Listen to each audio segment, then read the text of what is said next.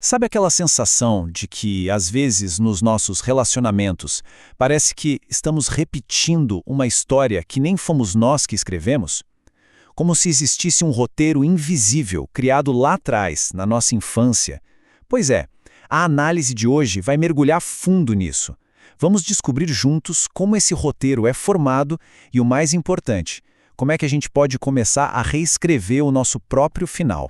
E o ponto de partida é exatamente este. Essa frase que surgiu na análise que vamos explorar é a semente de quase todos os conflitos. Aquela ideia, sabe, de que o nosso parceiro ou parceira tem a obrigação de preencher os nossos vazios, de nos fazer feliz.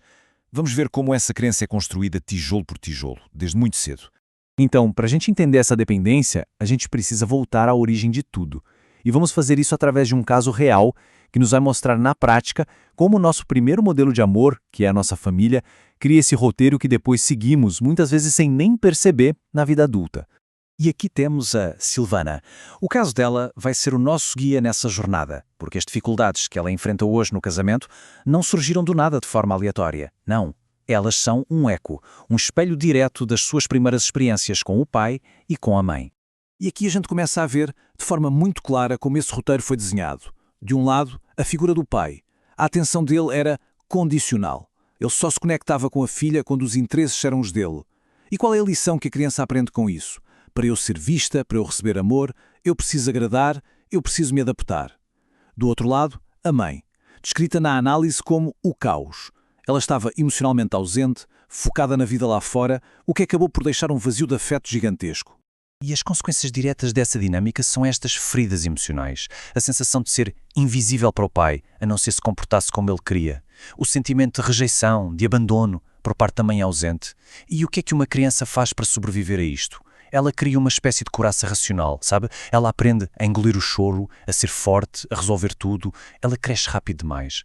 Esta frase é uau, é de uma força tremenda.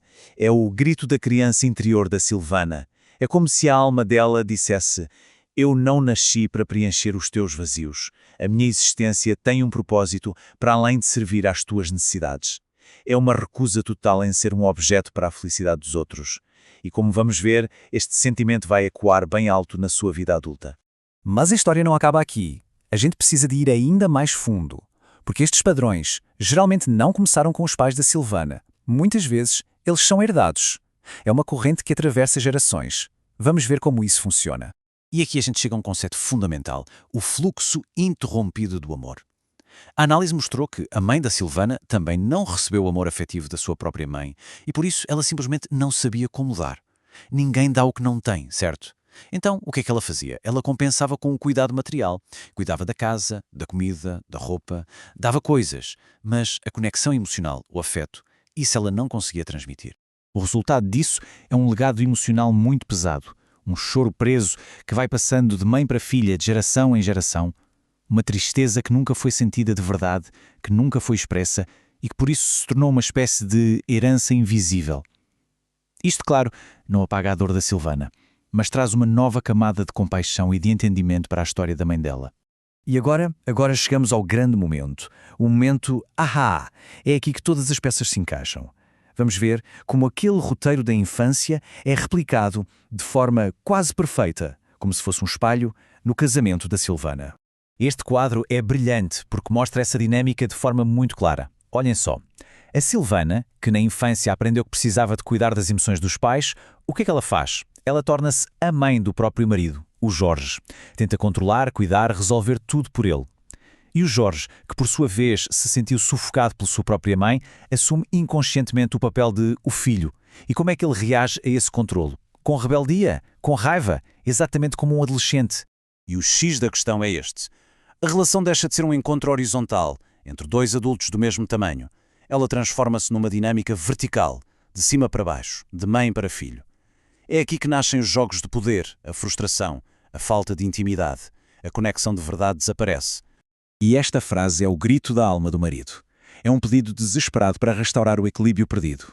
É ele a dizer: por favor, para de me tratar como uma criança. Olha para mim como teu igual, como teu parceiro. Nós temos o mesmo tamanho.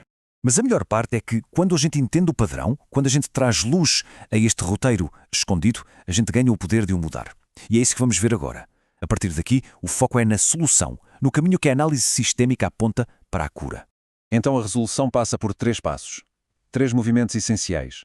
O primeiro, assumir os 50-50 de responsabilidade. É entender que uma relação é um sistema e que aquilo que nos incomoda no outro, muitas vezes, é um espelho de algo que a gente precisa de olhar dentro de nós. Segundo passo, que é simbólico mas muito poderoso. Devolver aos pais o que é deles. A dor, os padrões, as expectativas, isso pertence a eles. E não é responsabilidade de ninguém carregar o fardo de outra geração. E o terceiro, talvez o mais transformador, integrar a nossa criança interior. O adulto de hoje precisa de aprender a acolher e a confortar aquela criança ferida lá de trás, em vez de exigir que o parceiro ou a parceira faça isso. É tornar-se a sua própria fonte de segurança. E esta frase final, ela resume a jornada toda na perfeição. O verdadeiro amor, a verdadeira segurança, não vem de fora. É algo que a gente cultiva aqui dentro.